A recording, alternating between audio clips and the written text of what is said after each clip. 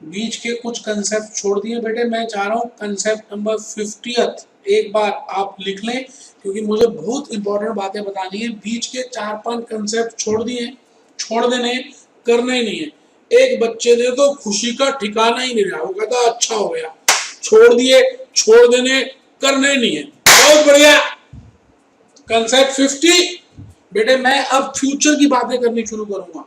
आज lecture number 4 है बेटे। आज तक मैंने ऑप्शंस की बातें की, अभी मैंने ऑप्शन की कुछ बात और बतानी है, लेकिन पहले मैं फ्यूचर की थोड़ी सी बता दूं, फिर ऑप्शन की लास्ट में बताकर चैप्टर क्लोज करूंगा। पहले कंसेप्ट 50th लिख लें। Basic concepts to be used in future contracts for hedging and arbitrage operations. अब मैं जो फ्यूचर में बातें बताऊंगा उसमें कुछ बेसिक कंसेप्ट इस्तेमाल होंगे, उनको पहले लिख लें, फिर मैं एक्सप्लेन करूंगा जी वो होते क्या। लॉन्ग पोजीशन का मतलब क्या होता है? Buying futures, long futures, long position, buying futures, it means taking delivery of underlying asset. Long का मतलब क्या है? खरीदना, मैंने आपको बताया था। लॉन्ग पोजीशन अभी हमने देखी थी, long straddle, long straddle triangle.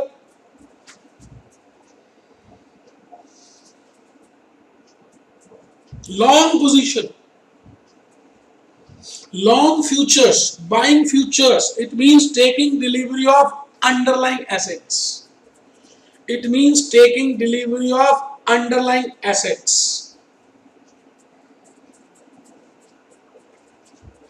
B point, profit and loss under long position. Profit and loss under long position. कैसे निकालेंगे?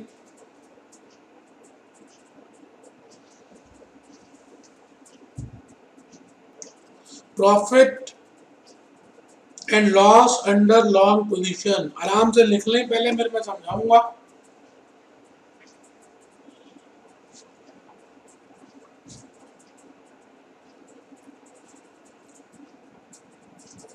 Short position, selling futures, it means making delivery of underlying assets.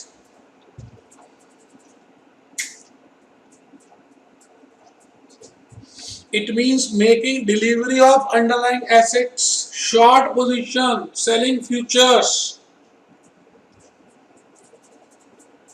Profit and loss under short position. Short का मतलब होता है बेचना। If price increases in case of short position,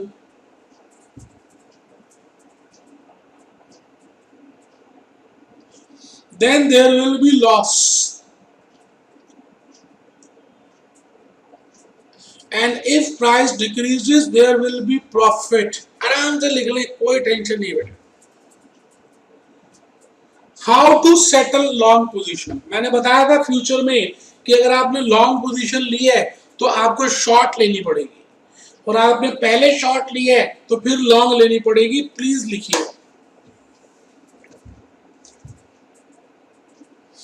long position. How to settle a long position? Long position should be settled by a short position at t is equal to 1 for calculating profit. And how to settle a short position? आपने short ली है, settle करनी पड़ेगी next month या Thursday वाले दिन, जब भी जितने महीने का जो आपने लिया है, तो लॉन्ग लेनी पड़ेगी। Long position should be settled bye short position, and short position should be settled by a long position.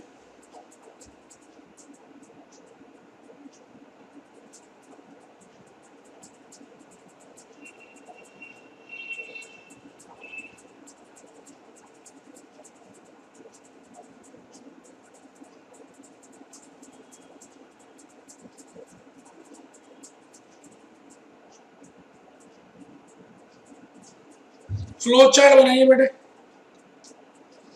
आराम से, कोई जल्दी नहीं है बेटे, बहुत ही इंपॉर्टेंट, बड़ी मेहनत से बनाया है। Flow chart of position under stock market.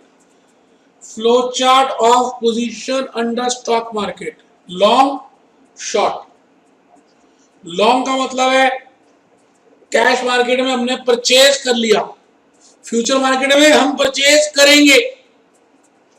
Short position है, कैश मार्केट हमने बेच दिया और फ्यूचर मार्केट में हम बेचेंगे। Long short, cash market future market, cash market future market. Purchased we will purchase, sold we will cell.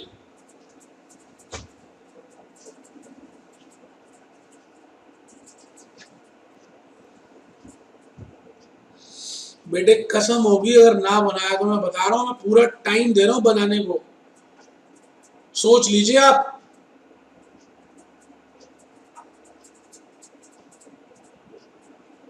Concept 51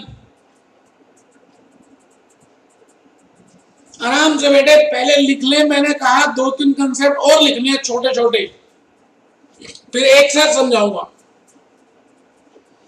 Which position when to be taken as per investors expectation, मतलब कौन सी position कब लेंगे जब आपके मन में क्या विचार हो।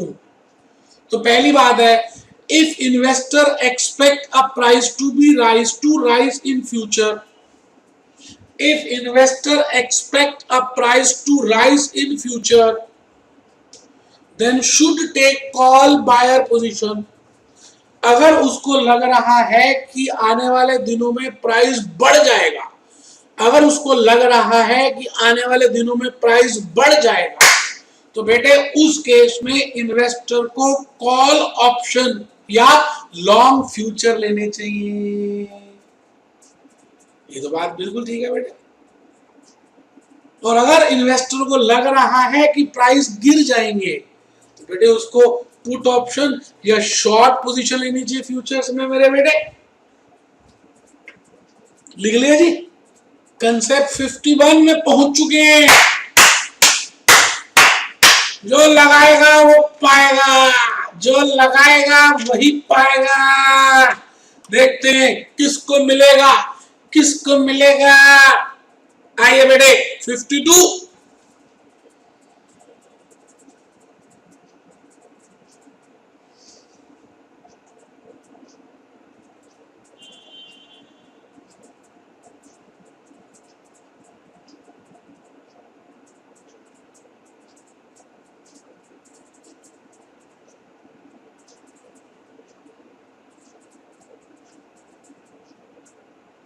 बेटे ये थोड़ा सा गलत हो गया।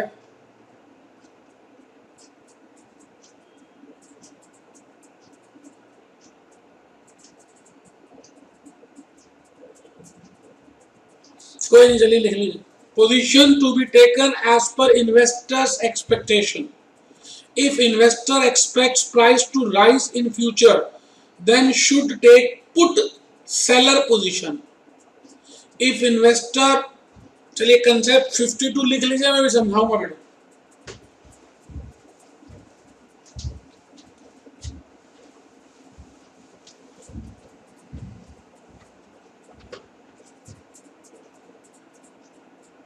Concept 53 Sensex slash Nifty trading. तो अभी मैंने बताना है सेंसेक्स क्या होता है बेटे, बॉम्बे स्टॉक एक्सचेंज का रिप्रेजेंटेटिव जो पोर्टफोलियो मैनेजमेंट बताया था, बॉम्बे स्टॉक एक्सचेंज का रिप्रेजेंटेटिव बेटे इतनी सारी कंपनीज के हेड बॉयज के जुमावड़े को सेंसेक्स बोलते हैं। 30 कंपनीज, 30 और निफ्टी 50 निफ्टी 50 निफ्टी 50 निफ्टी। तो लिखिए एक बार 53, फिर बताऊंगा कि मैं इंडेक्स भी खरीद सकता हूं और इंडेक्स भी बेच सकता हूं। आज बात हो जाएगी। कंसेप्ट 53 छोटा सा लिख ले, इंडेक्स ट्रेडिंग। इंडेक्स की ट्रेडिंग भी होती है बेटे। मैंने तो कहा आप कैटरीना कैफ को खरीद सकते हैं, आप छोड़ दीजिए बाकी तो बातें, उसके फ्यूचर को खरीद सकते हैं। इंडेक्स ट्रेडिंग वेदर कैश और फ्यूचर मार्केट, कैन सेंसेक्स भी और निफ्टी भी traded?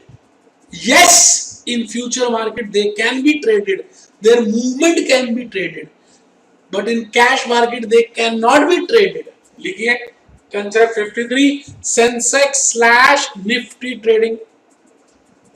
Index trading slash Sensex Nifty whether cash market और future market. Can Sensex Nifty be traded? Yes. If entered in future market, Nifty and Sensex cannot be traded in cash market. लिख लिया जी. बेटे Sensex वही ना 30 companies बेटे ACC बेटे HDFC बेटे ICICI बेटे एसबीआई बेटे हिंद लीवर बेटे वो कंपनियां नहीं कराई थी पोर्टफोलियो मैनेजमेंट में बेटे वो 30 को ऐड कर दे तो बेटे सेंसेक्स ही तो बोलते हैं मेरे बेटे. बस बेटे लास्ट कंसेप्ट लिख रहे हैं फिर सारे कंसेप्ट समझाऊंगा इसके ऊपर क्वेश्चन करूंगा और लास्ट ये आज की लेक्चर का लास्ट पॉइंट होगा. आप सभी बस कंसेप्ट 54 लिख लें. कुछ है ही नहीं. 54 55 56 57 57 बस बेटे 3-4 कंसेप्ट लिख लें काम ही खत्म है. Concept 54 very important. Mark to market.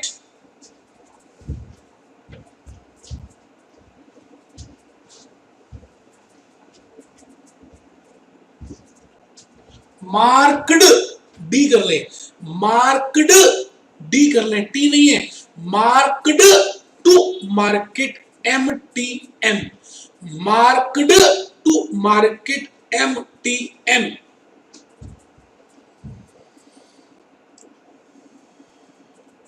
आराम से लिख ले बेटे मैं तो आराम से सब कुछ समझाने वाला हूं. It is a type of daily profit and loss account. It is a type of daily profit and loss account. It is a type of daily profit and loss account. A point. B. Both buyer and seller of futures are required to deposit some margin money with clearing house named as initial margin. बताऊंगा सबसे important point कर रहे हैं समय. Both buyer and seller are required to deposit some margin money. Underline कर दीजिए. With clearing house named as initial margin.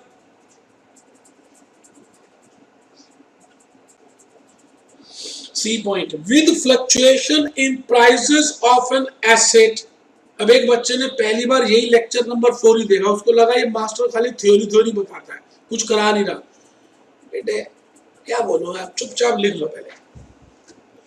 With fluctuation in prices of an asset, the balance in the margin account may fall below specified minimum level. Specified minimum level. A लिख लिया, B लिख लिया, C लिख लीजिए.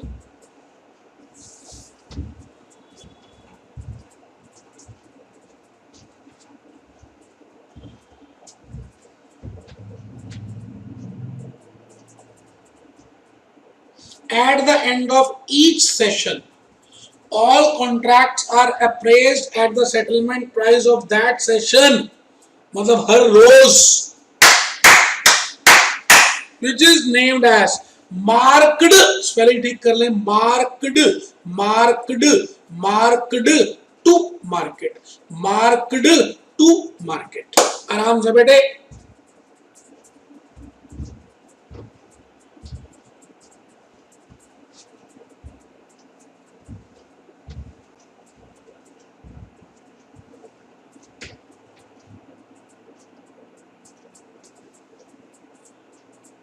बेटे concept 54 लिख लें. Very very very important. Marked to market. It is a type of daily profit and loss account. Both buyer and seller of future are required to deposit some margin money with clearing house named as initial margin. With fluctuation in prices of an asset, the balance in margin may fall below minimum level. At the end of each session, all contracts are appraised at the settlement price of that session, which is known as marked to market. बस बेटे last है, second last है. Initial margin के ऊपर 3-4 लाइनें लिखनी है और मेंटेनेंस भी लिखनी है. खत्म है. Concept 55 initial margin. It may be treated as a security deposit. It may be treated as a security deposit. Initial margin is a type of margin amount which must be deposited by investor before entering future contract. सब समझाऊंगा, मुंह छोटा मत करना, सब समझाऊंगा, मुंह छोटा मत करना, सब समझाऊंगा. Initial margin is a type of margin amount which must be deposited by investor before entering future contract.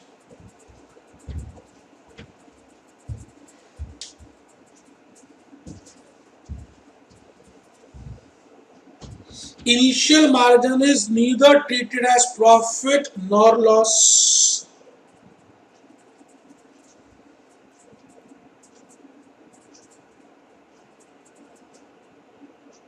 A point लिख लिया, B लिख लिया. Initial margin is a type of margin which must be deposited by investor before entering future contract. Initial margin is neither treated as profit nor loss. The amount of initial margin is decided by SEBI.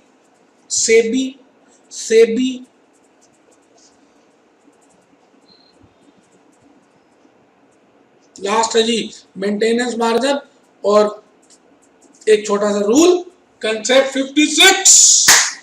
बेटे पहली class जिसमें concepts derivatives का समझाए जा रहे हैं.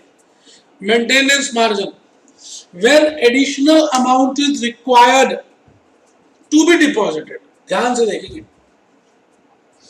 when additional amount is required to be deposited, when additional amount is required to be deposited, when additional amount is required to be deposited is named as maintenance margin. Maintenance margin is a limit or a deadline. Maintenance margin is a limit or a deadline below which initial margin should not fall. Below which initial margin amount should not fall. आराम से बेटे.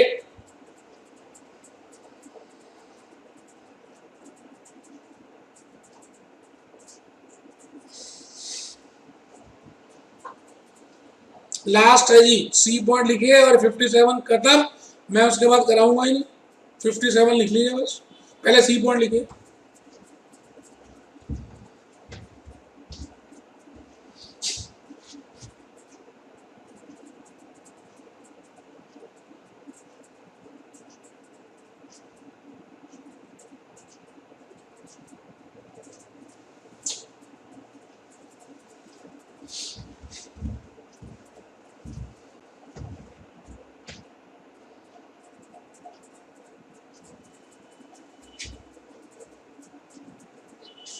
If in any day our closing balance of initial margin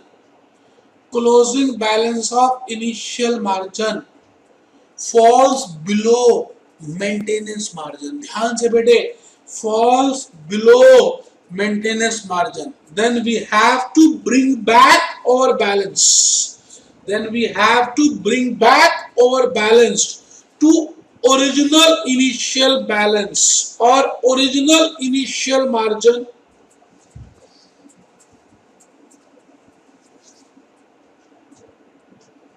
लो बेटे लिख लिया जी concept 56 maintenance margin लिख लिया. चलिए last है जी rules of drawing, rules of withdrawing. Concept 57 की दो बातें लिखनी है. मैं उसके बाद कसम खाता हूं आज की क्लास में कुछ नहीं लिखूंगा. 57 तक हमने कर लिया.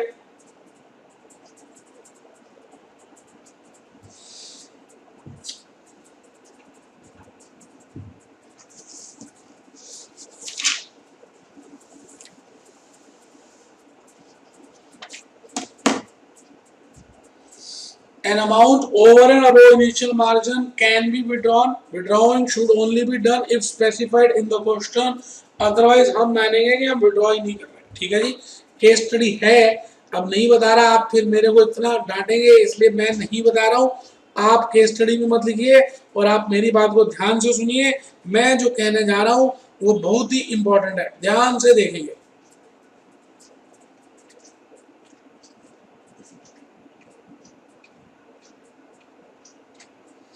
मेरे बेटे बेटे और 10-11 मिनट की बात रही है बेटे, आराम से। मैं ये चैप्टर, ये आज का लेक्चर और 10-11 मिनट में कंप्लीट कर दूंगा और एक ही क्वेश्चन कराना है और उस क्वेश्चन का नाम है क्वेश्चन 16। बस बेटे खत्म हो जाएगा काम, खत्म है, खत्म है। एक बच्चा कह रहा है थोड़ा सा गाना वाला दिखा दो, थोड़ा सा, बहुत दिन हो गए कुछ नहीं दिखाया। हाँ लो बेटे, लो ना बेटे, आपसे अच्छे हैं गाने हैं, गाना दिखा दो।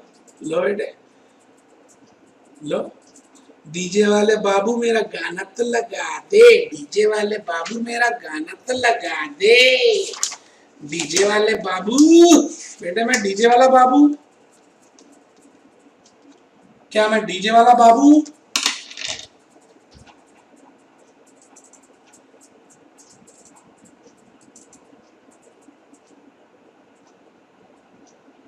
चलो कुछ मूवी के वीडियो देखो।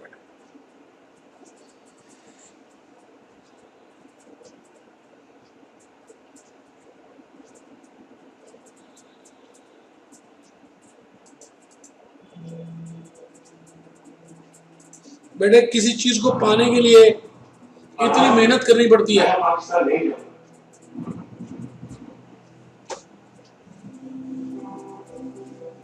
सर मेरे से नहीं होगा,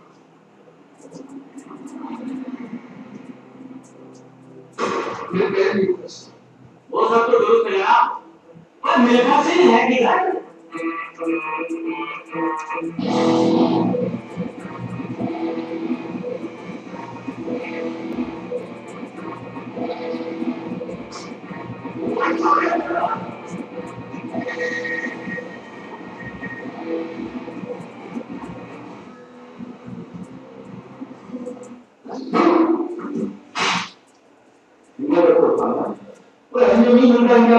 कमाना पड़ता है, दिक्कत भी पड़ती है, कमाना पड़ता है उसके लिए। देखा बेटे, पास होने के लिए मेहनत करनी पड़ती है, दौड़ना पड़ता है। देखिए कैसे प्रैक्टिस कर रहा है।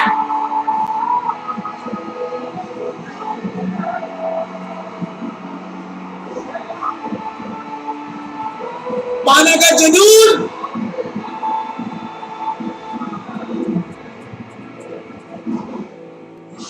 ये आपकी जिंदगी की आखिरी रेस साबित हो सकती है, ये आपके जिंदगी का आखिरी अटेम्प्ट साबित हो सकता है। मैं दौड़ूंगा भी वैसे ही, मैं पढ़ाई भी वैसी करूंगा।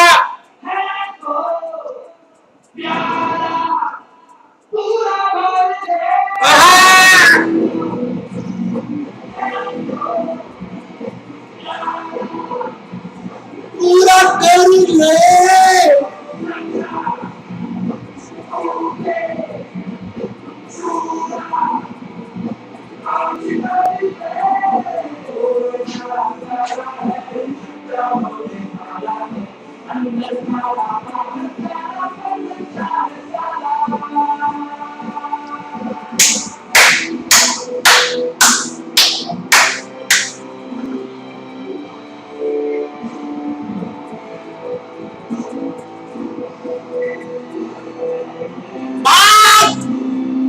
प्रोफेशनल भाग।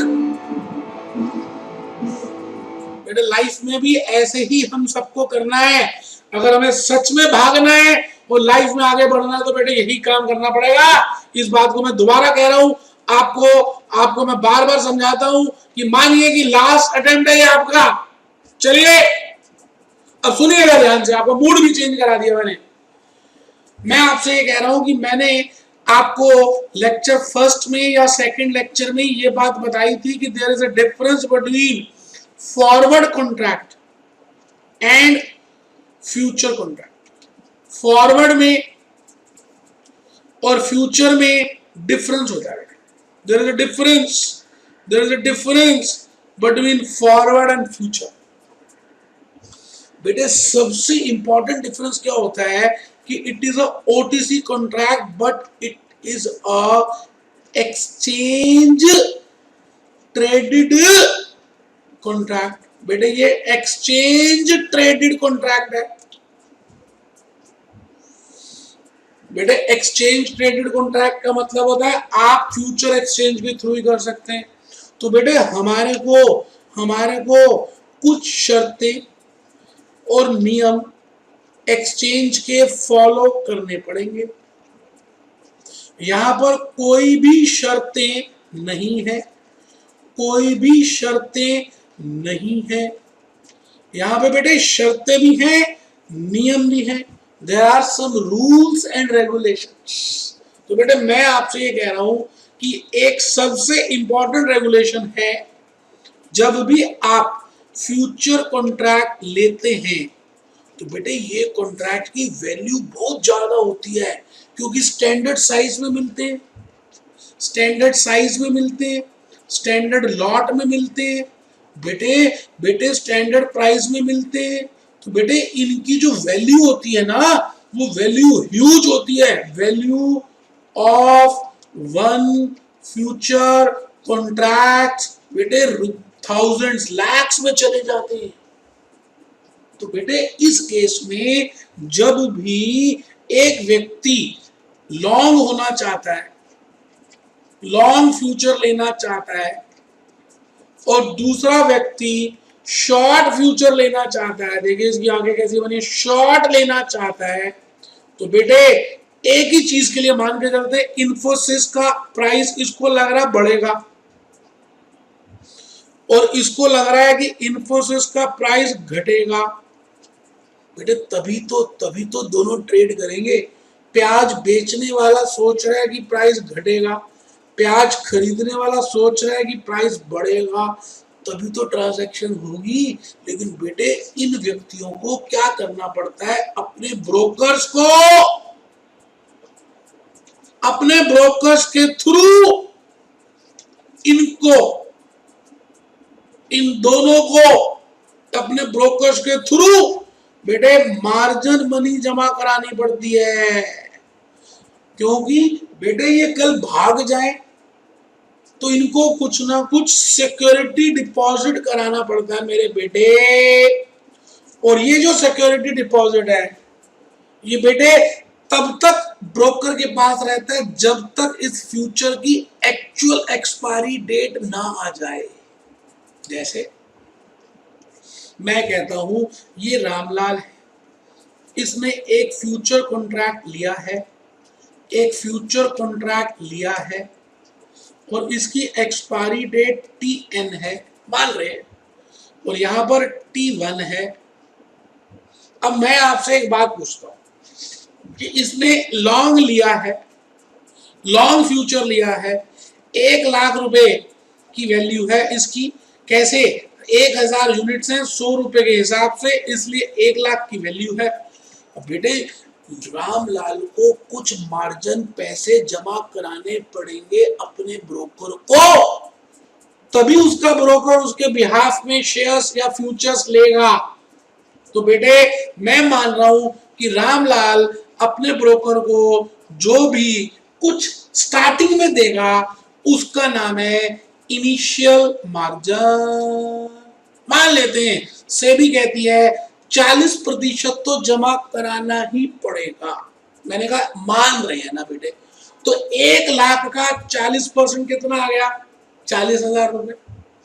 बेटे ये ब्रोकर को देगा तभी ब्रोकर उसका लॉन्ग पोजीशन लेगा। बिल्कुल इसी तरह से अगर एक श्यामलाल है और वो शॉर्ट पोजीशन लेना चाहता है इसी फ्यूचर की, तो बेटे उसको भी अपने ब्रोकर को इनिशियल मार्जिन जमा कराना पड़ेगा 40,000 रुपए, 40%।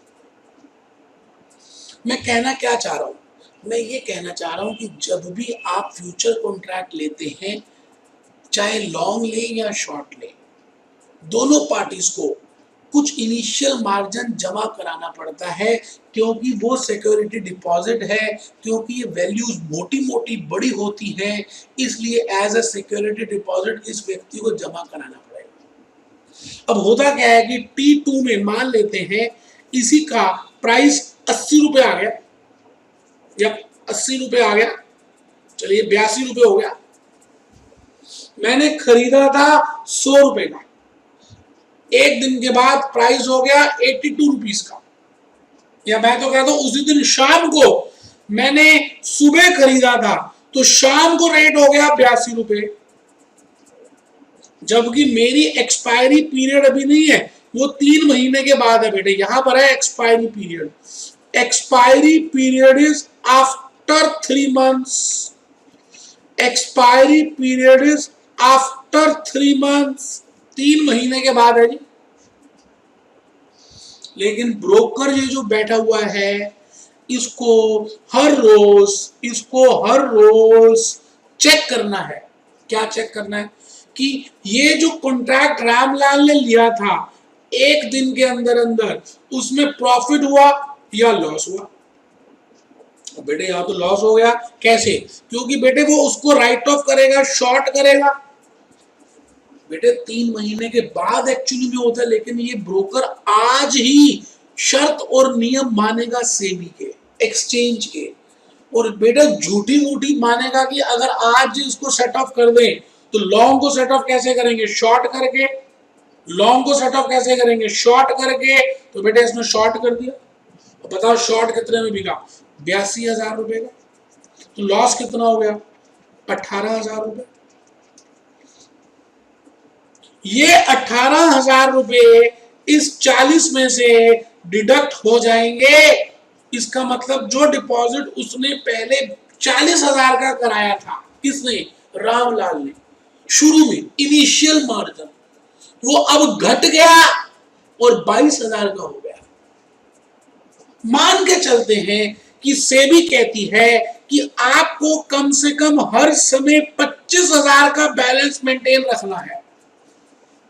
शुरू में 40,000 जमा कराने हैं, ये तो कोई दिक्कत ही नहीं, और हर समय 25,000 का बैलेंस होना ही चाहिए। इसको बोलते हैं maintenance margin, maintenance margin, maintenance margin. तो मैं आपसे पूछ रहा हूं, बैलेंस हो गया 22, तो बेटे इस व्यक्ति को दोबारा से मार्जिन जमा कराना पड़ेगा। अभी एक बच्चा कहता कितना, एक बच्चा कहता 3,000, नहीं बेटे 3 नहीं बेटे, 25,000 का जो बैलेंस है वो खाली चेक करने के लिए है कि मार्जिन और जमा होना चाहिए या नहीं होना चाहिए। तो 25,000 को मैंने कंपेयर किया 22,000 के साथ और मैंने ये ढूंढा कि मार्जिन जमा होना चाहिए, कुछ और भी मार्जिन जमा होना चाहिए। लेकिन बेटे जब भी जमा होगा वो उतना पूरा होगा जितना इनिशियल मार्जिन तक जाकर वो टच कर ले। नहीं समझ आई? मैंने कहा मेंटेनेंस मार्जिन खाली चेक करने के लिए है कि क्या और मार्जिन जमा कराने की जरूरत है या नहीं। इसका मतलब जो बैलेंस 22 रह गया उससे कंपेयर करेंगे 25,000 रुपए मेंटेनेंस मार्जिन को। अब मेंटेनेंस 25 होना चाहिए और आपका बैलेंस है 22, इसका मतलब मार्जिन जमा करानी है। अच्छा जमा कितनी करानी है? डिफरेंस नहीं, जमा करानी है बेटे, जमा करानी है, जमा करानी है 40,000 दोबारा मेंटेन करना है। तो कितना और जमा कराएं कि 40 हो जाए? बेटे और कितना जमा कराएं? 18,000। मान के चल रहे हैं, मैं खाली समझाने के लिए कह रहा हूं कि अगर मैं मेंटेनेंस मार्जिन 20,000 रख दूं, मतलब 20,000 तो होना ही चाहिए, तो फिर बेटे इस केस में उस व्यक्ति को कुछ भी और ज्यादा जमा नहीं कराना, क्योंकि 22 है और 20 होना चाहिए, 22 है और 20 होना चाहिए, तो कोई भी टेंशन की जरूरत नहीं है। ये बातें मैं आपको, इस प्रोसेस को बेटे हम बोलते हैं मार्क्ड टू मार्केट। अब आपने थ्योरी में पढ़ा है बेटे, बेटे प्रैक्टिकल में बार बार आ रहा है। मैं आपको एक बात और समझाऊंगा बेटे, इस समय हम फ्यूचर कॉन्ट्रैक्ट्स की बातें कर रहे हैं। मैंने कहा फ्यूचर कॉन्ट्रैक्ट्स में अगर आपके मन में आ रहा है, मन में है कि भविष्य में अंडरलाइंग एसिड के प्राइजेस बढ़ेंगे, भविष्य में अंडरलाइंग एसिड के प्राइजेस बढ़ेंगे, तो आप क्या करेंगे, you will take long position in future market. आप फ्यूचर मार्केट में लॉन्ग पोजीशन लेंगे। अगर ऑप्शन था तो कॉल ऑप्शन लेंगे। और अगर आपको लग रहा है मन में ऐसे विचार आ रहे हैं, आपको मन में विचार आ रहे हैं, किस बात के विचार आ रहे हैं कि भविष्य में प्राइसेस कम होंगे, कि भविष्य में प्राइसेस कम होंगे, then you will take short position. तो आप कौन सी पोजीशन लेंगे बेटे, शॉर्ट पोजीशन और पुट ऑप्शन। ये दो बातें क्लियर है। तीसरी बात मैंने एक चीज बताई थी कि फ्यूचर के मार्केट के केस में अगर आपने T0 में लॉन्ग पोजीशन ली है तो T1 में या T मैच्योरिटी के टाइम पे आपको इसको ऑफसेट करना है। Of setting is important. और ऑफ सेटिंग में क्या करते हैं, शॉर्ट पोजीशन लेंगे, उल्टी ऑपोजिट। मैंने बताया था आपको उसको नलीफाई करना है, तो इसको बोलते हैं स्केयरिंग करना। मतलब आप स्केयर की साइड्स देखिए तो 4 साइड्स होती हैं, तो बेटे इसको स्केयरिंग करना बोलते हैं। अगर एक लॉन्ग लिया है तो एक शॉर्ट लेना पड़ेगा, अगर 2 लॉन्ग लिए तो 2 शॉर्ट लेने पड़ेंगे। कुछ इस तरह से हम क्या करते हैं, हम उस पोजीशन को नलीफाई करते हैं। अगर यहां शॉर्ट लिया है तो फिर यहां पे क्या करना पड़ेगा, लॉन्ग लेना पड़ेगा, तभी जाके खत्म होगा। तो बेटे 3 बातें ये हैं। चौथी बात बेटे, फ्यूचर मार्केट में आपको हर समय हर रोज आपका ब्रोकर आपके लिए एक प्रोसेस फॉलो करेगा और उस प्रोसेस का नाम है मार्क्ड टू मार्केट।